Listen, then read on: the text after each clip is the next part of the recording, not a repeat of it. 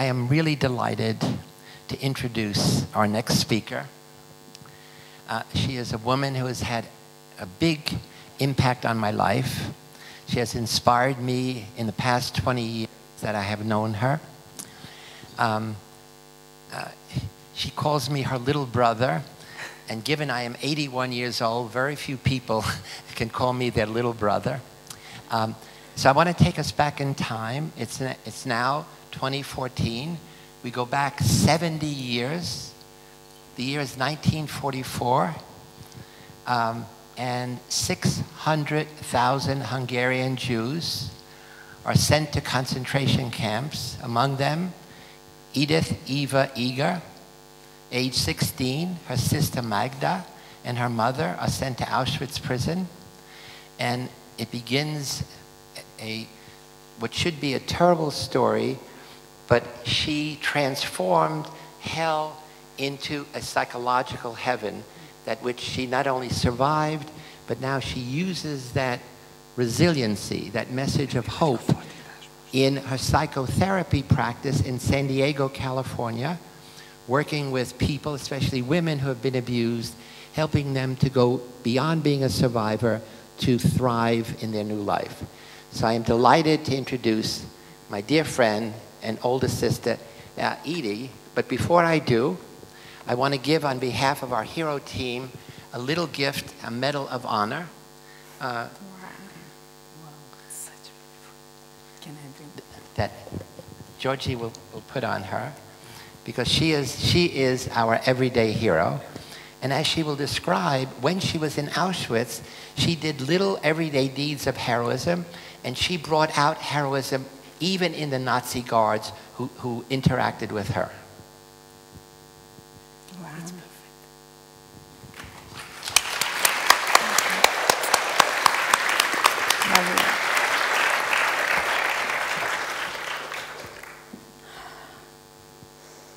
What a joy. If anybody can do miracles, this is my baby brother.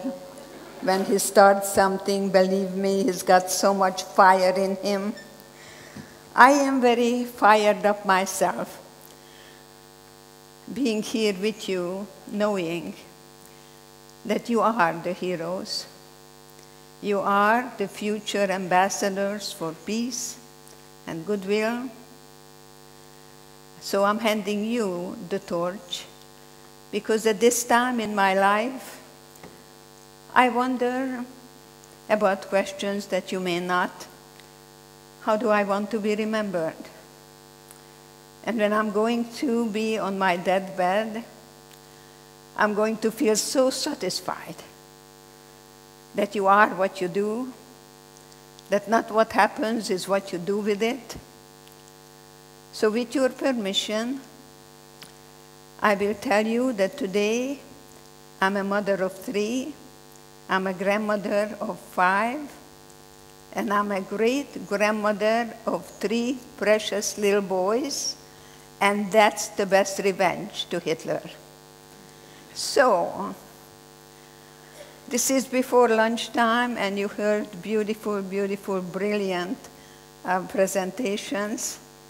I've written one too that feel liked, but then I was told it's better if you just tell your story. So if you allow me to be a storyteller this morning, and weave within what I have written, that truly you are the most beautiful children of my beloved Hungary, and I'm counting on you. And this project is going to build not a new Hungary, but the real Hungary. The Hungary that I've known. The Hungary that my mom was telling me about. The theaters, the wine, women, and songs. You know, if the royalty wanted to have a good time, they had to come to Hungary. That we have joy, we can have passion. And we are now forming here something that is a kind of a rebirth, that you're going to give birth to this beautiful, beautiful part of this world. And yes, Magyarország gyönyörű. When I was born,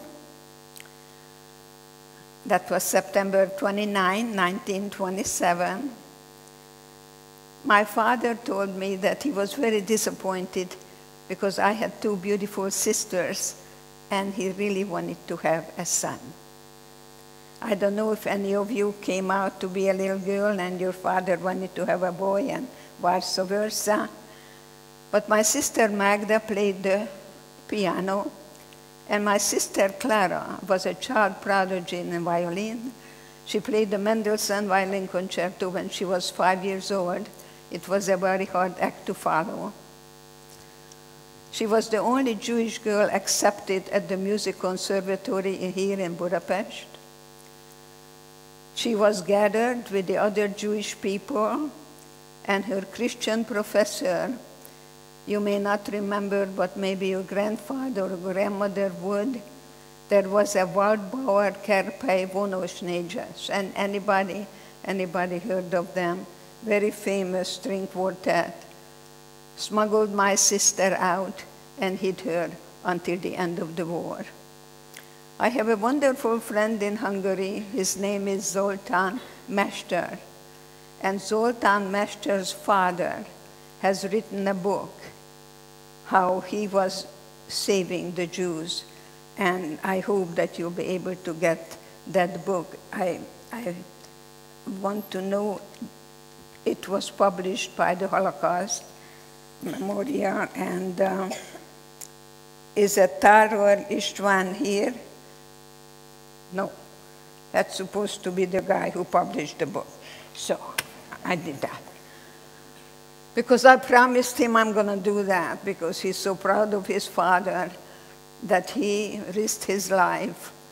And you know, those are my heroes. I was fortunate enough to be in New Zealand giving the keynote address to the Righteous Gentiles, the people who risk their lives to save others.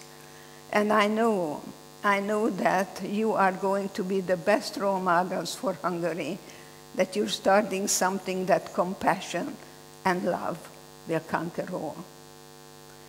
So how do good people do bad things? I know that Harold Kushner wrote a book, a rabbi, when bad things happen to good people. He was blessed with a son with special needs who died. I am also blessed with a son after two girls. John, who I was told that he may not even make it to high school. He was born with cerebral palsy. But I'm a survivor. I don't say why me, I say what now. I asked for a second opinion. I went up to Johns Hopkins, and a beautiful neurologist told me that my son may have had encephalitis before birth, and he's going to be what I make of him. And he asked me, what are you doing now? And I said, I'm a student at the university in Texas. He says, well, if you push him too hard, you can push him off. But you have to push him to the level of his potential, and then he's going to do everything everybody else does. I was told by 5 doctors that he may not even make it to high school. So I bring you that defiance. I bring you that kind of a spirit tonight, that I gave up my schooling and I went to the CP clinic. And my son John graduated as a top 10 student from the University of Texas. So those are the things that I like to really talk about resilience and perseverance, and what can one learn in a place, in a schoolroom called Auschwitz. I was born in Kassa. Actually, when I was born, it was Košice. And my mom, a very loyal Hungarian woman, kept telling me that someday the Hungarians are going to come. And they did. And they did in 1938. And I was so happy. And Mom was so happy. And I was a dancer. And I danced for Horthy. And I welcomed him with a Hungarian csárdas. I hope I can maybe dance for you a little bit, or maybe do the high kick, I don't know. We'll see where we are. So, I was a very happy girl. I went to a gymnasium. I learned Latin and Greek. I had a book club. Many people call me the Anne Frank who didn't die. You know, Anne Frank grew up like I did, studying, going to school. And look what happened. She wanted to be famous, and she is. And she said, even though I'm looking outside and people are killing each other, I still believe that people are basically good.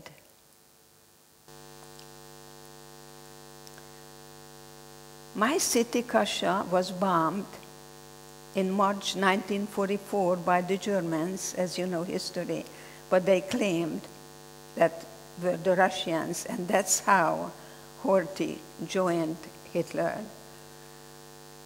We were put in a factory, and my boyfriend and I were together. His name was Imre, Friedman Imre.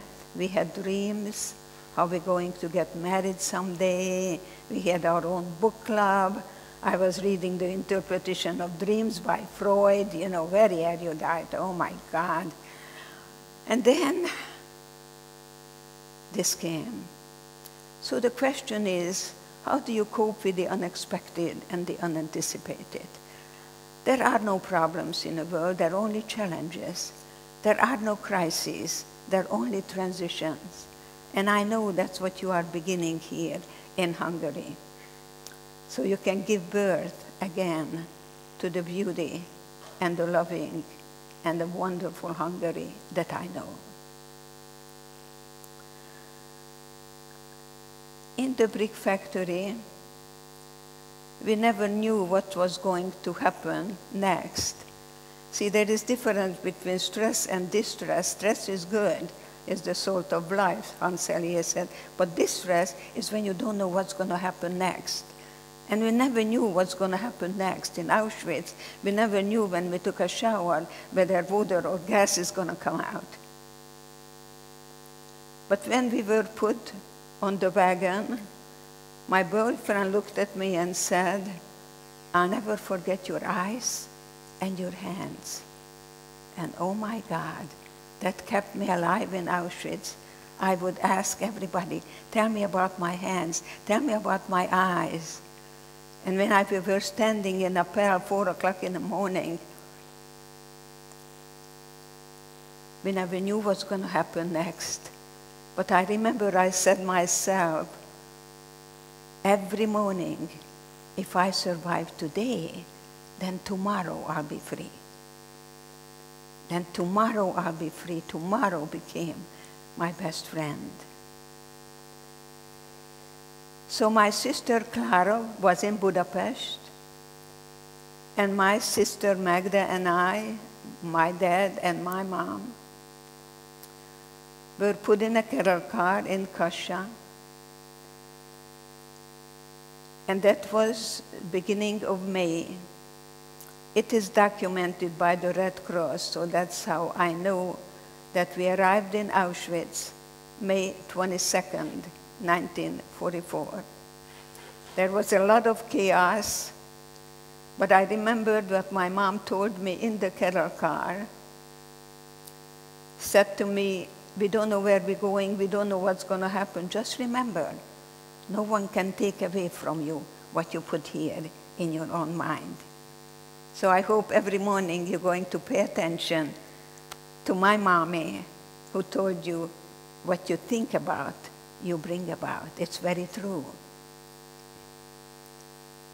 So my precious, you're going to help me to take you there. This is the most difficult one that I give you because I cannot do it without emotions. So, but I think I owe it to my parents, because if I will not do that, who will? And I know no one wants to remember the Holocaust, the Ahmadinejad. You see, that goes back to Plato's Republic, who said you have to think of a lie, it's got to be a big one, and then you repeat it until people believe it. Perhaps our biggest enemy is ignorance, and you're going to educate the people. And I'm so, so happy, so blessed that I was given a second chance to be here with you. So when we arrived, it was a lot of chaos. My father was separated, and the end of the line stood a man. I didn't know who he was, but he was called the angel of death. He was no angel. His name was Dr. Mengele. Dr. Mengele pointed my mom to go to the left. We held on to my mom. She was in the middle. Everyone under 14, everyone over 40, every young mother with young children automatically went to the gas chamber. I didn't know there was such a thing. But when Dr. Mengele pointed my mom to the left, I followed her. And here comes Camus' absurdity. He looked me in the eye, he grabbed me. I never forget those eyes, and he said, "You're going to see your mother very soon. She's just going to take a shower," and promptly threw me on the other side, which meant life.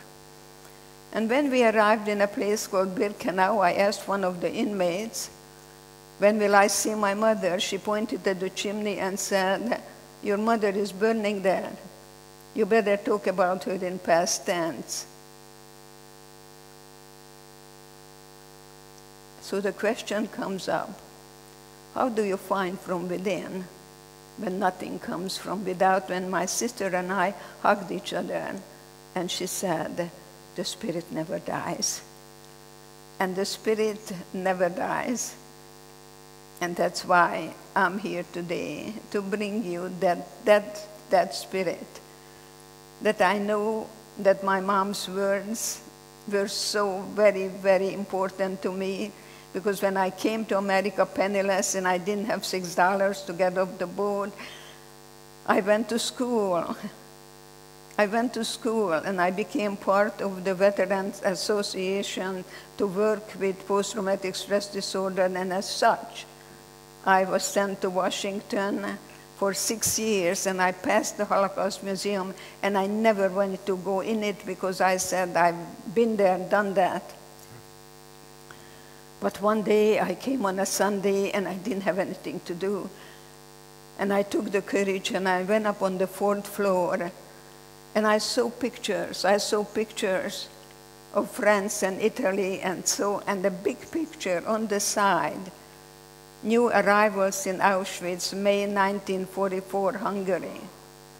So please don't go there and look for me, because I don't know if I saw myself, because I didn't see my sister there.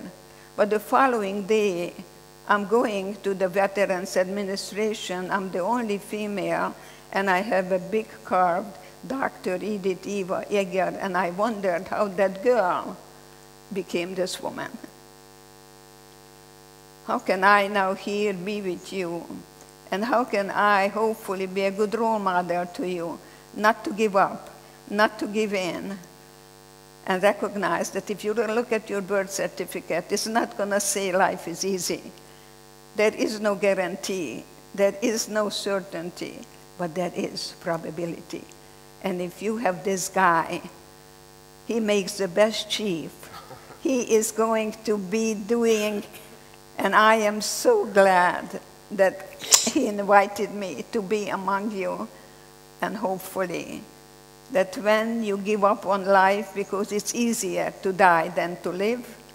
Many people died before the Nazis got to them. Because you see, there were not many choices in Auschwitz. You decided which way do you want to die. Are you going to attack the guards? And many did, and they were shot right away. Or are you going to run into the barbed wires? And you were electrocuted. It's easier to give up. What happened when we were in Birkenau, there was so much chaos. My sister Magda, who's alive and well, she's in Baltimore, she chose not to come here because she has a real hard time walking. Both of us have osteoporosis and a bad back, and so she's sending her love to you. But Magda was the sexy one in my family. Magda was a real Zsa Zsa Gabor. And she still is.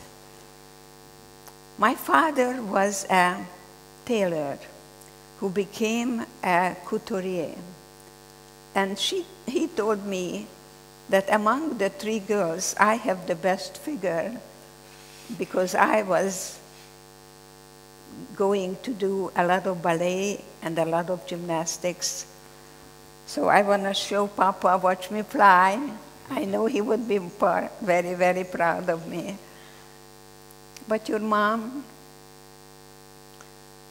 spent all her time really with Clara, who was a child prodigy.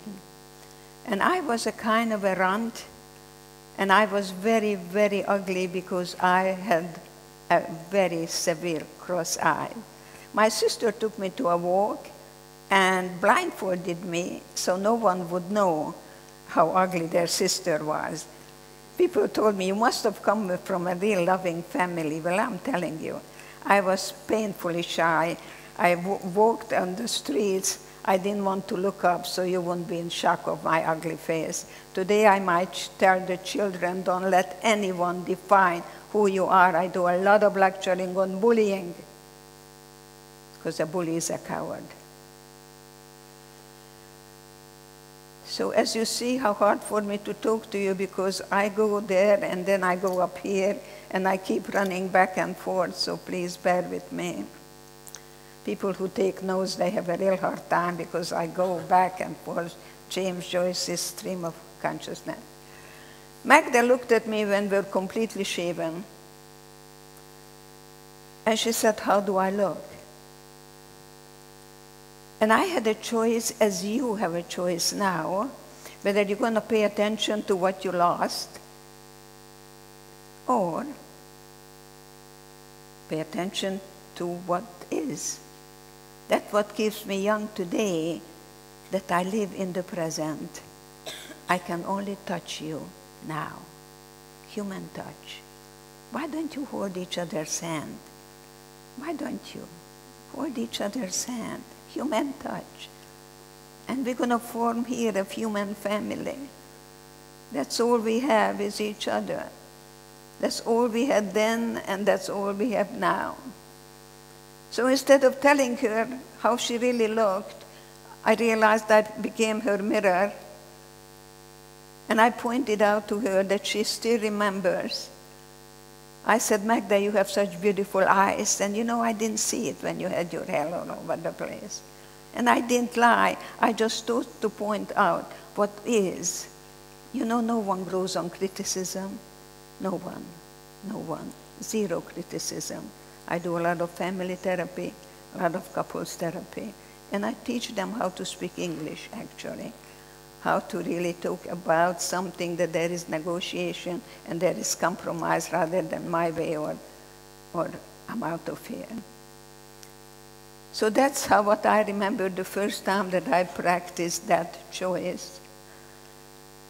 And then we were completely shaven again and put into that barrack. Dr. Mengele pointed to some people there who to take to the gas chamber, and I was so afraid I might be the next one, but actually he wanted to be entertained, and my friends who knew that I danced for Horthy and I entertained in a city, and they volunteered me, and I ended up dancing for Dr. Mengele. But I remember that I dissociated, I checked out by closing my eyes, and I pretended that the music was Tchaikovsky, and I was dancing the Romeo and Juliet at the Budapest Opera House. I checked out. Today I work with sexual abuse. Today I talk about people who are keeping their secret. So what I had to do there is to really be very quick. And I remember when he gave me a piece of bread, instead of gobbling it up, I was sharing it with my bunk mates. We never knew what's going to happen next, but in December, we were lining up to get our tattoo, and I was told they don't want to waste the ink on me because I'm going to the gas chamber. And on the way to the gas chamber, my sister and I hugged each other, and then somehow she was separated from me, and I knew we had to be together, so I did a lot of cartwheels so we could be together. We were put on the top of a train. I was out of Auschwitz December 1944 and became a slave laborer. We were going from city to city. As the Americans came, the Russians came, we were evacuated. One time, we were put in a German village, and we were in a kind of a social hall. And we were told that if we leave the premises, we're going to be shot. But my sister told me if I don't get some food, she's going to die. I saw some carrots built in the next garden. I didn't have any problem with stealing. And I stole some carrots, and I climbed up the wall, and I met the guy with a gun. I never held a gun in my life. And I heard the clicking about 3 times, and there was the eye contact. More like a father. I don't know if you had a German father who's going to teach me a lesson. And he turned the gun around and pushed me inside. This is April 1945, excuse me. When the German people are starving, he showed up the following. They wanted to know who dared to break the rules. And I crawled to him and I told him it was me. He gave me a little loaf of bread. You know what it meant when people were stealing for crumbs, and told me, you must have been hungry for what you did. I wish I could meet that man today. I did find the diamond, even in that garbage pile. Things were much worse after that. We ended up in a place called Mauthausen in Austria, and I knew I was going to die because I saw nothing but blood and skulls, and we stood in front of the crematoria, and then they changed their minds. And I'm part what is called today the Death March from Mauthausen to Gunskirchen. And when you stopped, you were shot right away. Now, I began to slow down. And if you slowed down, that was that. You were shot. And the girls that I shared the bread with in Auschwitz, they came and they formed a kind of a chain, and they carried me so I wouldn't die. Isn't that amazing? That the worst condition can bring out the best in us. And yes, all we had was each other then, and all we have is each other now. I know that you are before lunch, but I think I owe you to tell you that in Gunskirchen, cannibalism broke out. And when people were eating other people's flesh, I said, please God, help me. When I was in Israel, I was with Moshe Dayan, who went to school with my late husband. And we were exchanging stories. And he also had similar stories, because I didn't want to touch human flesh. So I hope you get to see the movie, The Sound of Music. But that was in Gunskirchen, Austria, and I still had a choice. I had grass to eat. And I remember choosing one blade of grass over against the other. So I can't is not in my vocabulary. A good survivor say a lot of yeses. Say it. Yes, I am. Yes, I can. Yes, I will. Hogy mondják magyarul? Én csak vagyok, aki tud csinálni valamit. No one can do what you can do. Many people can do what you can do, but not the way you can do that. And it's probably the best news that I bring you, that there'll never be another you, or you not in a million years. Isn't that wonderful? And God doesn't make junk. You're beautiful, just the way you are. So, you know, freedom is very scary, because when you're free, you can't pass the buck. Eric Fromm wrote about it, Escape from Freedom. So when we were liberated, we were free, but the gates were open and people would go through the gates and then come back. Freedom is very scary, but there is no freedom without responsibility. It's anarchy. And I write constitutions for families in America. I don't know how much time I have. I have to finish. Yes. Okay, I just want to tell you that I worked with 2 Vietnam veterans, and I decided then there were 2 paraplegic, both of them the same symptomatology, and one of them was in a fetal position by me, a real victim.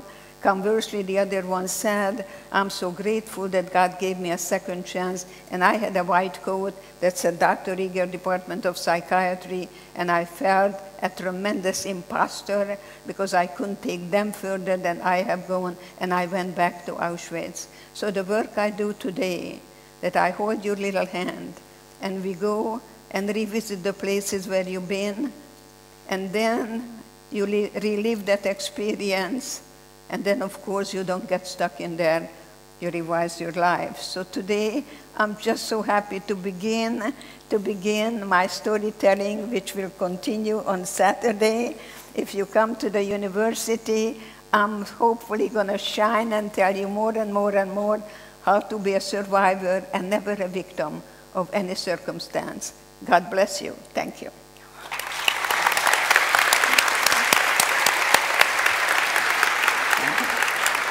Thank you. Now I'm going to do a hike. Wow!